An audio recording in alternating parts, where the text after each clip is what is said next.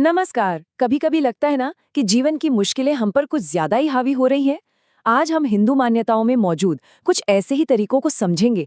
हम अलग अलग कहानियों और रिचुअल्स को जोड़कर देखेंगे कि कैसे आस्था और कर्म, ये दो अलग अलग रास्ते, मुश्किलों से निकलने में हमारी मदद कर सकते हैं। तो आज हम क्या क्या देखने वाले हैं? पहले तो हम उन आम परेशानियों की बात करेंगे जिनके लिए लोग स्पिरिचुअल सॉल्यूशंस ढूंढते हैं। फिर हम दो मेन रास्तों को एक्सप्लोर करेंगे। एक है भक्ति से जुड़ा व्रत और दूसरा है प्रैक्टिकल उपाय। इन्हें हम कुछ कहानियों और एग्जाम्पल से समझेंगे और आखिर में हम ये देखेंगे कि ये दोनों रास्ते लाइफ की बिगर पिक्चर में कहाँ बैठते हैं। तो चलिए शुरू करते हैं एक बहुत ही बेसिक सी बात से। देखिए, लाइफ में स्ट्रगल्स तो सबके आते हैं ना, और यही वो मुश्किलें होती हैं जो हमें कई बार नॉर्मल दुनिया से हटकर कुछ गहरे जवाब ढूंढने पर मजबूर कर देती हैं। तो सवाल यही उठता है कि जब कोई ऐसी लगातार बनी रहने वाली परेशानियों का हल ढूंढता है, चाहे वो रिश्तों में तनाव हो या फिर पैसों की तंगी, तो ये जो मान्यताएं हैं ये इन्हीं चैलेंजेस से निपटने का एक तरीका बताती हैं। तो ये परेशानियां कुछ भी हो सकती हैं। घर में झगड़े, पैसों की तंगी या कर्ज का बोझ। इन सभी मुश्किलों को एक तरह से स्पिरिचुअल जर्नी की स्टार्टिंग पॉइंट की तरह देखा जाता है। और इन्हीं प्रॉब्लम्स के जवाब में जो हमारे सोर्सेज हैं, वो दो अलग अलग पर कहीं ना कहीं जुड़े हुए रास्ते दिखाते हैं। अच्छा, तो चलिए अब पहले रास्ते की बात करते हैं।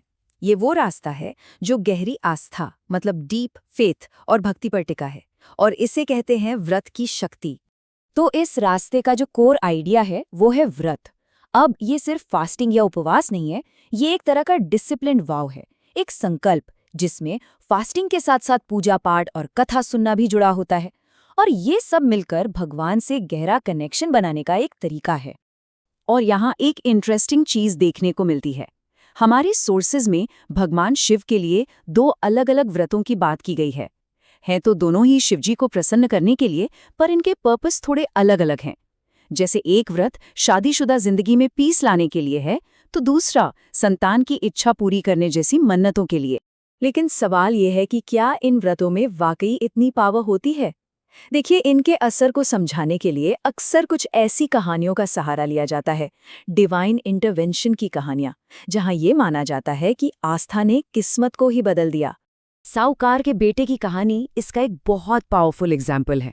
सोचिए, एक लड़का जिसकी किस्मत में लिखा था कि वो सिर्फ 12 साल जिएगा, लेकिन उसके परिवार ने जो सोमवार का व्रत रखा, उनकी उस अटूट भक्ति ने लिटरली नामुमकिन को मुमकिन कर दिया। ये कहानी इसी बिलीफ को और पक्का करती है कि सच्ची आस्था में इतनी ताकत होती है कि वो भाग्य को भी पलट सकती है। बिल्कुल इसी तरह एक और कहानी है एक ऐसे कपल की जिनके घर में हर वक्त बस लड़ाई झगड़े और अशांति रहती थी। पर कहते हैं कि जब उन्होंने गुरु प्रदोष व्रत रखना शुरू किया तो उनकी लाइफ बिल्कुल बदल गई और उनके घर में पीस और हार्मनी आ गई। लेकिन मान लीजिए कोई ऐसा है जिसे इन प्रॉब्लम्स का सलूशन लंबी पूजा पाठ या साधना से नहीं, बल्कि किसी डायरेक्ट एकदम टैंजिबल तरीके से चाहिए। बस यहीं से हमारा दूसरा रास्ता सामने आता है और इसे कहते हैं उपाय। तो ये दूसरा रास्ता है उपाय। उपाय का सीधा सा मतलब है सॉल्यूशन या रेमेडी। और हमारे सोर्सेस के मुताबिक ये छोटे छोटे प्रैक्टिकल काम होते हैं, कुछ टैंजिबल एक्शंस, जिनका मकसद किसी इंसान की एनर्जी और फॉर्चून को पॉजिटिव डायरेक्शन देना होता है। इसके पीछे की जो फिलॉसफी है वो काफी डीप है। जैसा कि एक सोर्स में कहा गया है, गरीबी ऊर्जा की कमी से आती है। मतलब लाइफ की प्रॉब्लम सिर्फ एक्सटर्नल नहीं है, वो हमारी अपनी पर्सनल एनर्जी से जुड़ी हुई हैं, और उपाय का काम इसी एनर्जी को प्योरीफाई और स्ट्रॉन्ग बनाना है। अच्छा, तो ये उपाय आखिर होते कैसे हैं? ये सिर्फ थ्योरी नहीं है, बल्कि बहुत स्पेसिफिक एक्शंस हैं। चलिए कुछ एक्चुअल एग्जाम्पल्स देखते हैं कि ये काम कैसे करते हैं। जैसे डेट यानी कर्ज की प्रॉब्लम से निकलने के लिए एक सोर्स बताता है कि एक तांबे का सिक्का अपने पास रखें। ऐसा माना जाता है कि ये कार्मिक डेट को क्लीन करता है। और इसके साथ रखने को कहा गया है हल्दी की एक गांठ, जो ज्योतिष में जुपिटर ग्रह की पावर को रिप्रेजेंट करती है, मतलब एक्सपेंशन और गुड फॉर्च्यून। ऐसे ही वेल्थ अट्रैक्ट करने के लिए भी एक उपाय है। इसमें क्या क्या है? एक चांदी का सिक्का जो देवी लक्ष्मी का सिंबल है, पीली सरसों जो नेगेटिविटी को दूर करती है, और केसर जो जुपिटर के ब्लेसिंग्स को एक्टिवेट करता है। इन सब चीजों को एक पीले कपड़े में बांधकर रखने को कहा जाता है। पर इन उपायों के साथ एक बहुत इंपॉर्टेंट रूल भी है, एंड दैट इज सीक्रेसी, मतलब इन्हें गुप्त रखना है। सोर्सेज इस बात पर बहुत जोर देते हैं कि इन उपायों की पावर तभी काम करती है जब इन्हें पर्सनल और सीक्रेट रखा जाए। ये एक तरह से किसी की अपनी एनर्जी और यूनिवर्स के बीच का एक प्राइवेट कनेक्शन है। तो अभी तक हमने 2 अलग-अलग रास्ते देखे, एक है आस्था का और दूसरा कर्म का।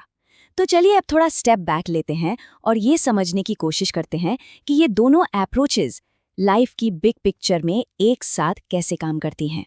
तो बेसिकली हमारे सामने 2 रास्ते हैं। पहला व्रत, जो फेथ और डिवोशन का एक लंबा लॉन्ग टर्म कमिटमेंट है, और दूसरा है उपाय, जो क्विक रिजल्ट्स के लिए किया गया एक डायरेक्ट रिचुअलिस्टिक एक्शन है। तो आखिर में ये सोर्सेज हमें एक ऐसा वर्ल्ड व्यू दिखाते हैं जहां भक्ति और कर्म दोनों एक दूसरे से बहुत गहरे से जुड़े हैं। और ये हमें एक बड़े सवाल के साथ छोड़ जाते हैं कि आखिर आस्था कहाँ खत्म होती है और कर्म कहाँ से शुरू होता है, और इन दोनों के मिलने से ही किसी की किस्मत या डेस्टिनी कैसे बनती है।